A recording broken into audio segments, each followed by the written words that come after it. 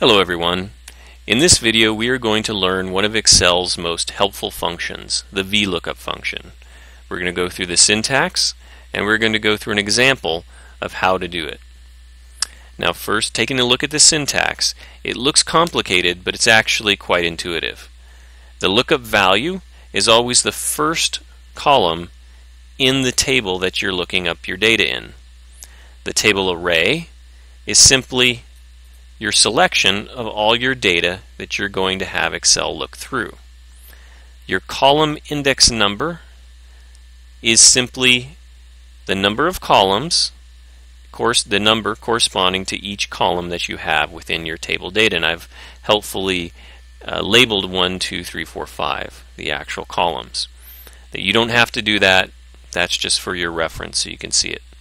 And the range lookup, we can look up either an approximate or an exact match, and in this example we're going to look at an exact match.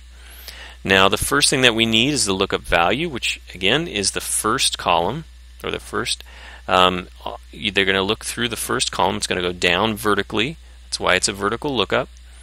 And so I want to look up the salesperson here, and what I'd like to do is, rather than typing each name again and again and again, I like to use a drop-down box.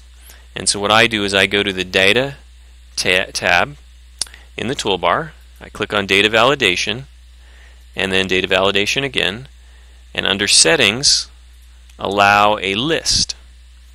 I click Source, and then I just click and select all the items in the first column. Click OK. So now I have the value that I'm looking up. I'm looking up an individual salesperson's name as my lookup value. And next, we want to have our table array. Now, just to make it easier, and as a good habit, you should name your table arrays. And I'm going to look it up I'm going to name it sales. And so you actually click Control F3 to get your name manager, new, and I'm going to name this Auto Sales. Click OK. Close. So let's start. Equals VL, and Excel automatically finds, based on what you type, the function that you want. The lookup value, we've already put it in this cell, and I want to make that an absolute value. So I am going to hit F4. So you can see that that's made it an absolute value. But I'm going to leave it like this for now, and then I'm going to change it to absolute value later. For table array, I'm going to put Auto Sales. I've just named that. So now it's selecting the table that I've just selected.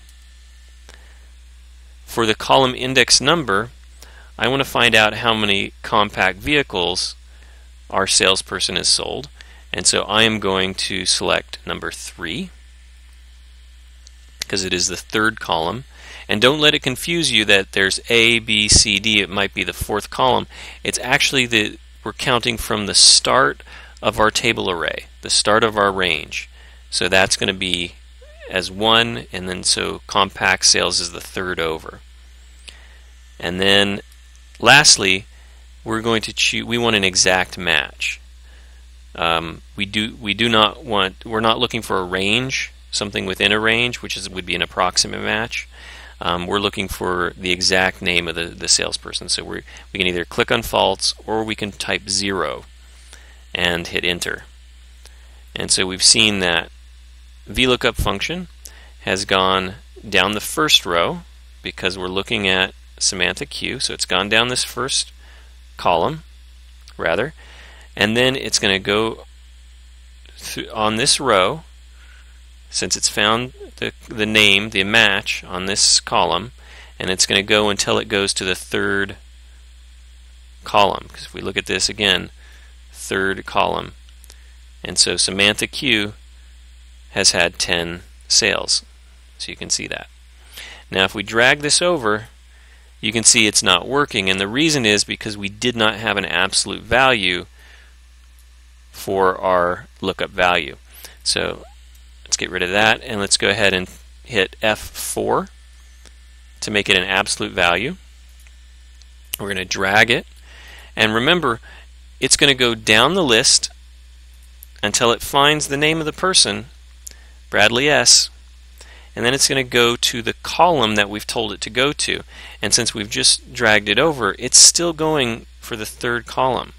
So we want to make sure we don't make any errors. We have to remember that we have to change it. If we want sedans, we have to change it to the fourth column. Enter.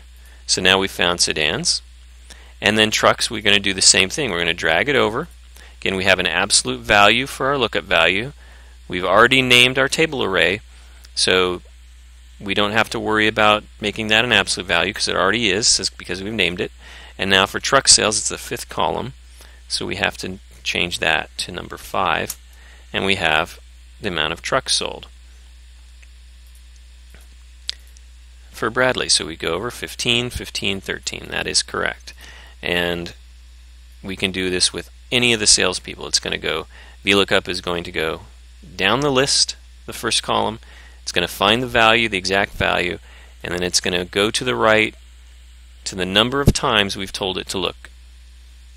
So we've told it to go 3 times, 3 cells over, and in sedans we've told it to move 4 cells over, and trucks we've told it to move 5 cells over.